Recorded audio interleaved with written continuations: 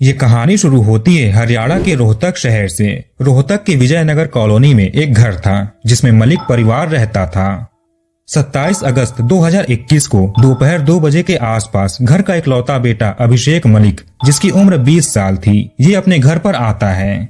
ये सुबह में कहीं गया हुआ था, दोपहर 2 बजे अपने घर पर आता है। इसको अपने परिवार की थोड़ी फिक्र हो रही थी, क्योंकि जब ये रास्ते में था तो किसी काम के लिए अपने परिवार को फोन कर रहा था। माँ बबली देवी और 18 साल की छोटी बहन नेहा मलिक, इन दोनों का फोन स्विच्ड ऑफ था और पिताजी प्रदीप मलिक भी फोन नहीं उठा रहे थे। इस दौरान जब परिवार से फोन पर बात नहीं हुई तो अभिषेक ने पड़ोस में रहने वाले अपने चाचा जी को फोन किया। इनको पूरी बात बताई कि मम्मी पापा और नेहा फोन नहीं उठा रहे हैं। ये सुनकर चाचा भी थोड़े हैरान होते हैं। अभिषेक कहता है कि आप एक बार घर पर जाकर देखिए। अब चाचा जी अपने भाई प्रदीप मलिक के घर पर आते हैं। घर का सबसे बाहरी गेट खुला हुआ था, केवल भिड़काया गया था। इसे खोलकर चाचा जी अंदर जाते हैं, मेन दरवाजे पर पहुंचते हैं और इसे खोलने की कोशिश करते हैं, पर यह दरवाजा बाहर से लॉक था। लगा कि परिवार कहीं गया होगा।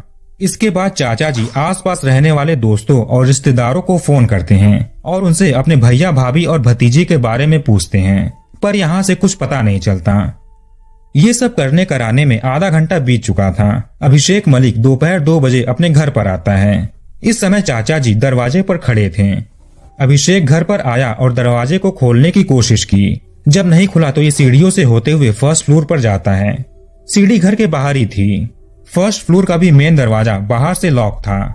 इसने अपने मामा जी को फोन किया और इनको भी बताया कि मम्मी पापा और बहन फोन नहीं उठा रहे हैं। घर के दरवाजे भी लॉक हैं, वो बताकर भी नहीं गए। मामा जी ने सलाह दिया कि तुम दरवाजा तोड़ने की कोशिश करो, मैं पहुंच रहा हूँ। मामा जी रोहतक जिले के सांपला नाम की जगह पर रहते थे। ये भी तुरंत अपनी कार से विजयनगर कॉलोनी के लिए रवाना होते हैं। इधर अभिषेक फर्स्ट फ्लोर के दरवाजे को तोड़ने की कोशिश करता है। 4-5 चोट के बाद दरवाजा टूटता है। अभिषेक अंदर प्रवेश करता है। यहाँ सबसे पहले छोटी बहन नेहा मलिक का रूम था। अभिषेक बहन के रूम में गया। जैसे ही गया इसकी चीख निकल गई। ये बेसुध होने लगा। इसकी चीख इतनी तेज थी कि नीचे खड़े चाचा जी और आस पड़ोस में रहने वाले लोगों तक पहुंच गई। सभी लोग भागे भागे फर्स्ट फ्लोर पर जाते हैं। इनके भी पैरों तले जमीन खिसक गई। बेड पर बहन लहूलुहान पड़ी हुई थी। बिस्तर पूरा लाल रंग से रंग चुका था। अगले रूम में अभिषेक की नानी रोशनी देवी और माँ बबली देवी रक्त में डूबी हुई पड़ी थीं। नानी बेड पर थी और माँ फर्श पर। इसके बाद कुछ लोग नीचे आकर ग्राउंड फ्लोर का दरवाजा तोड़ने की कोशिश करते हैं। ग्राउंड फ्लोर के एक रूम में अभिषेक के पिताजी प्रदीप मलिक की बॉडी थी। इनका फोन कंधे और कान के बीच में पड़ा हुआ था। अब तक मामा जी भी यहाँ पर पहुंच गए थे। अभिषेक का हाल बेहाल हो चुका था। मामा जी और कुछ लोग इसे संभालने की कोशिश करते हैं। अभिषेक ने मामा को पुलिस को बुलाने को कहा। मामा जी पुलिस को फोन करते हैं। एक ही घर में 4-4 लोगों के साथ इस तरह का हश्र। पुलिस हड़बड़ी में स्पॉट पर पहुंचती है। एम्बुलेंस बुलाए जाते हैं। इसके बाद चारों सदस्यों की बॉडी को हॉस्पिटल में भेज दिया जाता है। यहाँ हॉस्पिटल में पता चला कि 3 लोगों की मृत्यु हो गई है, पर बहन के पल्स अभी भी चल रहे हैं। नेहा को आईसीयू में भर्ती कर देते हैं। तुरंत इसका इलाज शुरू होता है। वैसे इन चारों सदस्यों को गोली मारी गई थी। ये तो कंफर्म हो गया था कि ये कत्ल का मामला है। अभिषेक मलिक अब अनाथ हो चुका था। घर में कोई भी नहीं बचा था। बहन के बचने की भी उम्मीद कम थी, क्योंकि इसके सर में गोली लगी थी। दिन दहाड़े एक कॉलोनी में जहाँ इतने सारे लोग रहते हैं, यहाँ के एक परिवार में इस तरह से कत्ल, ये लोगों के गुस्सा, डर और शोक का कारण था। पुलिस अपनी प्रक्रिया शुरू करती है। घर की तलाशी ली जाती है। सारे फॉरेंसिक एविडेंसेस कलेक्ट किए जाते हैं। प्रदीप मलिक का फोन भी ले लिया गया। बंदूक की गोली के वो खोल भी उठा लिए जाते हैं। ये टोटल 5 खोल थे।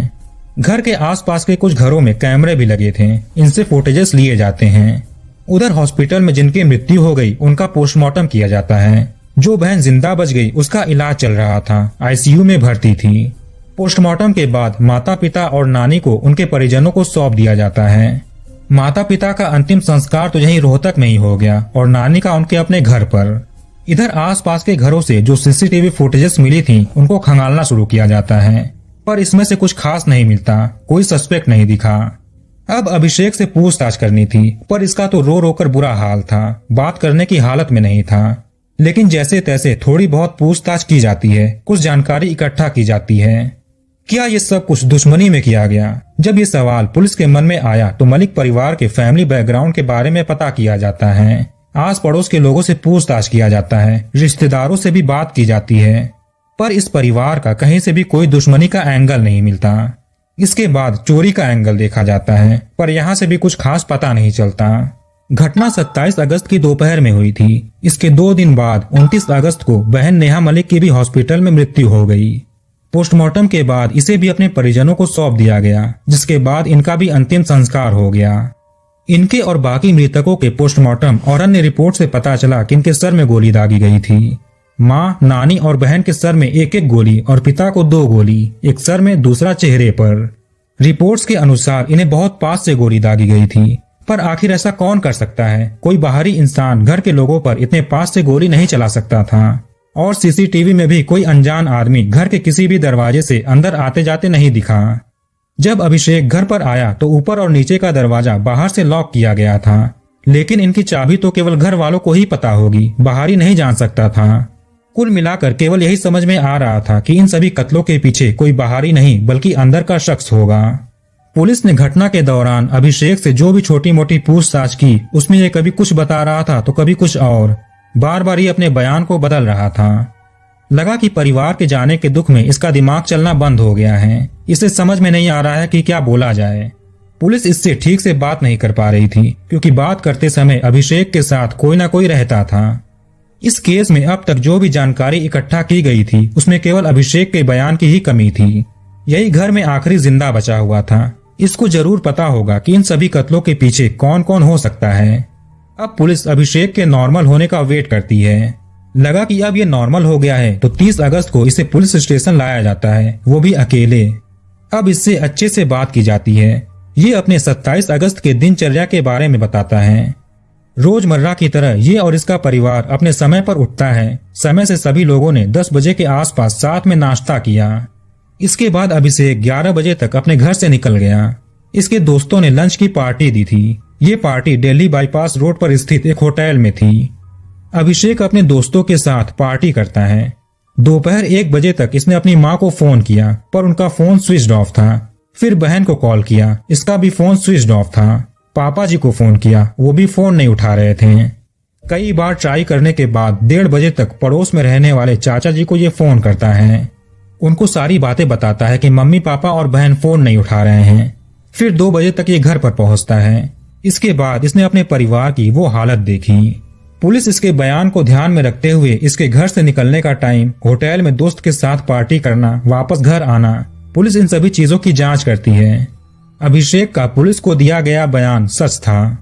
पूछताछ के दौरान पुलिस ने नोटिस किया कि अभिषेक का हाव भाव, बात करने का तौर तरीका लड़कियों जैसा है, जबकि ये तो लड़का है। इसके इस तरह के बर्ताव के बारे में पड़ोसियों से पूछा जाता है। पता चला कि अभिषेक गे है, समलैंगिक है। इसी चीज को लेकर पिछले कुछ हफ्तों से घर में बहुत झगड़े हो रहे थे। ये पुलिस के लिए कान खड़े करने वाली इंफॉर्मेशन थी। अब पुलिस देखती है कि अभिषेक किन किन दोस्तों के साथ रहता है, इसकी किनसे दोस्ती है। पुलिस दोस्तों के बारे में पता करती है। पता चला कि ये सभी दोस्त आसपास के इलाकों में रहने वाले थे। बचपन से सभी एक दूसरे को जानते थे। इन सभी दोस्तों में एक ऐसा भी था जो बाहरी था। इसका नाम था कार्तिक। ये उत्तराखंड का रहने वाला था। इसकी केवल अभिषेक से दोस्ती थी। आगे पता चला कि ये भी समलैंगिक है और अभिषेक का बॉयफ्रेंड है। पुलिस को शक हुआ ये वही तो नहीं जिसकी वजह से घर में इतना बड़ा कांड हो गया। अब कार्तिक को ढूंढा जाता है, शायद इससे कुछ पता चल जाए। एक टीम इसे ढूंढ रही थी और दूसरी टीम अभिषेक से आगे की पूछताछ करती है। 30 अगस्त 2021 को अभिषेक से पूछताछ शुरू की गई थी। अब 1 सितंबर से 2 सितंबर के बीच में रोहतक के एसपी ने एक खुलासा किया, जिसने मलिक परिवार के परिजनों सहित सबके होश उड़ा दिए।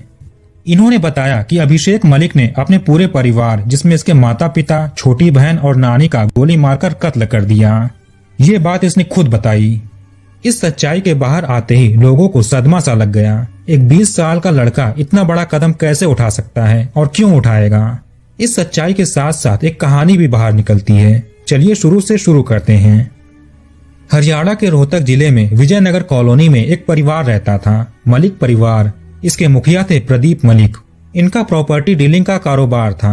हरियाणा से दिल्ली तक इनकी अच्छी जान पहचान थी। काफी बड़े आदमी थे। इनकी पत्नी थी बबली देवी, ये एक हाउसवाइफ थीं। 2 बच्चे थे, 20 साल का अभिषेक मलिक और 18 साल की एक बेटी नेहा मलिक। अभिषेक रोहतक में 12th पास करने के बाद दिल्ली के एक एयरलाइन कंपनी में कैबिन क्रू का कोर्स करता है। कोर्स कंप्लीट होने के बाद ये वापस से रोहतक आकर एक कॉलेज से बीकॉम का कोर्स शुरू कर देता है। इसका ये कोर्स अभी चल रहा था। नेहा भी अपना पढ़ाई कर रही थी। चूंकि पिताजी प्रॉपर्टी डीलिंग का काम करते थे और बड़े इंसान थे, इसलिए जान का खतरा भी बना रहता था।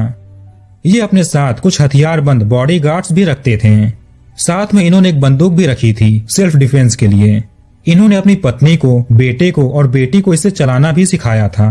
पता नहीं कब कोई मुसीबत आ जाए और जान बचाने के लिए बंदूक चलानी पड़ जाए।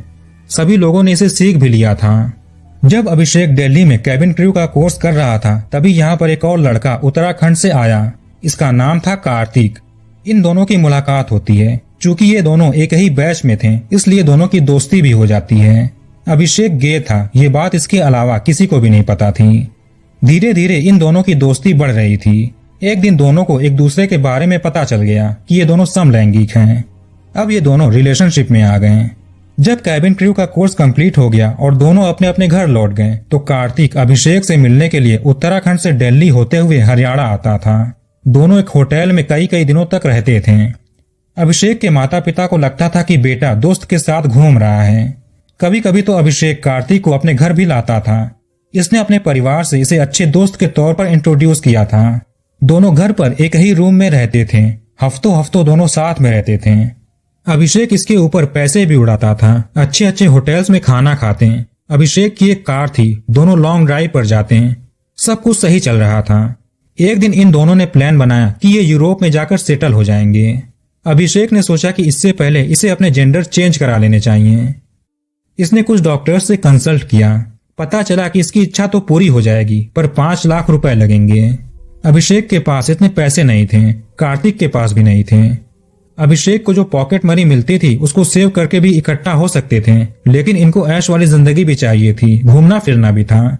पैसे सेव भी किए तो इन्हें कई महीने गुजर जाएंगे 5 लाख रुपए इकट्ठा करने में, लेकिन इनमें उतना सब्र भी नहीं था। 2021 के जुलाई अगस्त में अभिषेक अपने पिता से कोई बहाना दे करके 5 लाख रुपए मांगता है। हालांकि कभी इसने अपने पिता से इतने पैसे नहीं मांगे थे। जब माता पिता ने इससे वजह पूछी तो ये साफ साफ कुछ बता नहीं रहा था। पहली बार इसने इतने पैसे मांगे थे, ये थोड़ा अजीब था, क्योंकि अभिषेक के चाल चलन भी अब बदल से गए थे। ये लड़की जैसे बर्ताव करने लगा था। चलने फिरने का स्टाइल, बात करने का तरीका सब लड़कियों जैसे हो गया था। इसके बाद माता पिता अपने लेवल पर जांच पड़ताल करते हैं। 5 लाख रुपए मांगने के पीछे का सच जानने के लिए अभिषेक को उकसाते हैं। अब पता चल गया कि जेंडर चेंज कराने के लिए ये 5 लाख रुपए मांग रहा है। इसको सर्जरी कराकर लड़के से लड़की बनना है। ये जानने के बाद माता पिता का रिएक्शन क्या होगा आप अंदाजा लगा सकते हैं। पिता इसको बहुत पीटते हैं, पैसे देने से साफ इनकार कर देते हैं। अभिषेक बार बार कहता कि इसे 5 लाख रुपए दे दो, ये हमेशा के लिए यहाँ से चला जाएगा। माता पिता इसको बहुत समझाते हैं, अभी 20 साल के हो, अच्छी खासी जिंदगी पड़ी हुई है, इतनी सारी प्रॉपर्टी इसकी और इसकी बहन की ही तो है। अभिषेक अपने माता पिता की बातों पर ध्यान नहीं देता है। इसको केवल 5 लाख रुपए ही चाहिए थे। पिताजी ने धमकी दी कि अगर तुमने जेंडर चेंज कराया तो ये अपनी सारी प्रॉपर्टी इसकी बहन नेहा मलिक के नाम कर देंगे। अभिषेक चुप होकर के चला गया। इसके बाद माता पिता ने बेटे को पॉकेट मनी देना बंद कर दिया। इसको गाड़ी चलाने से भी मना कर दिया। वो लड़का कार्तिक भी घर पर आ नहीं सकता। बहुत सारे रेस्ट्रिक्शंस लगा दिए गए। कुछ ही दिनों के बाद पिता ने अपनी बेटी नेहा को एक स्कूटी दिला दी। इस चीज से अभिषेक बिल्कुल टूट गया। अभी भी माता पिता इसको बहुत समझाते हैं। ये अपनी नानी से बहुत प्यार करता था, उनकी हर बात मानता था। इसलिए माँ ने अभिषेक की नानी को घर पर बुला लिया इसको समझाने के लिए। ये अपनी बहन से भी बहुत चिढ़ने लगा था, क्योंकि माता पिता का सारा लगाव नेहा की तरफ ज्यादा हो गया था। अभिषेक को लगा कि इसकी बहन ही माता पिता को भड़का रही है। अभिषेक के सपनों के रास्ते में इसका परिवार एक कांटा बन चुका था। इनके जीते जी ये अपने प्यार के साथ सपनों की जिंदगी नहीं जी सकता था। इसने सोचा कि अगर सभी लोग चले गए तो इसे रोकने वाला कोई भी नहीं होगा और सारी प्रॉपर्टी भी इसकी हो जाएगी। फिर इसको यूरोप जाने की जरूरत भी नहीं पड़ेगी, ये यहीं घर में रह सकेगा। इसने अपना मन बना लिया कि ये परिवार को हमेशा हमेशा के लिए रास्ते से हटा देगा। माता पिता के रेस्ट्रिक्शन के बाद भी ये हर महीने कार्तिक से रोहतक के एक होटल में मिलता था। 25 अगस्त को भी कार्तिक रोहतक आया। अभिषेक भी इसके पास गया। दोनों साथ में एक होटल में चेक इन करते हैं। इस दौरान होटल स्टाफ ने आईडी प्रूफ मांगा, पर अभिषेक ने देने से मना कर दिया। मैनेजर से थोड़ी बहस के बाद दोनों ने अपना अपना आईडी कार्ड जमा कर दिया। 25 अगस्त को इन्होंने होटल में चेक इन किया था। 25 और 26 ये दोनों साथ में रहते हैं। 27 अगस्त की सुबह में अभिषेक अपने घर पर आता है। 10:30 बजे तक इसने अपनी फैमिली के साथ बैठकर नाश्ता किया। चूंकि ये जानता था कि पिताजी अपनी पिस्टल कहाँ पर रखते हैं, पिताजी ने ही इसे चलानी भी सिखाई थी। प्रदीप मलिक ने इसे अपने दोस्त से लिया हुआ था। ये लाइसेंस नहीं था, इलीगल था। अभिषेक ने बंदूक को चोरी कर लिया। नाश्ता करने के बाद सभी लोग अपने अपने काम में बिजी हो गए, लेकिन अभी तक नानी ने नाश्ता नहीं किया था। बहन अपने रूम में सोने के लिए चली गई। भाई पीछे पीछे बहन के रूम में जाता है, चुपचाप टीवी ऑन कर देता है, वॉल्यूम को फुल कर देता है। बहन सोच रही थी कि भाई क्या कर रहा है। इतने में भाई अपनी बहन के पास आया, जेब से बंदूक निकाल करके गोली सीधे सर में दाग दी। गोली की आवाज टीवी की आवाज में दब गई। इस कत्ल के बाद अभिषेक ने अपनी नानी को ऊपर बुलाया। इसने अभी अभी गिटार में एक नया धुन सीखा था, ये नानी को सुनाना चाहता था। नानी सीढ़ियां चढ़कर फर्स्ट फ्लोर पर अभिषेक के रूम में आती हैं, बेड पर बैठती हैं। उधर टीवी चल रहा था।